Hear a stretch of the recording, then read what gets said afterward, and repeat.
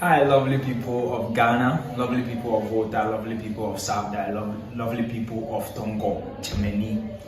I am Elikplim Klilekbe, popularly known as Kojo the MC, a professional MC that hosts a lot of events. And also, I'm a nurse by profession, as you can see, my stethoscope, and I'm in my lab coat here as well. Ladies and gentlemen, I'm also a committed member of Maumenyo Bobo Group, aka Belele, aka Ekbelele. Ladies and gentlemen, we are contesting for the 2025 Bobo Carnival this year, and we will need your support, we will need your vote to keep us in this competition.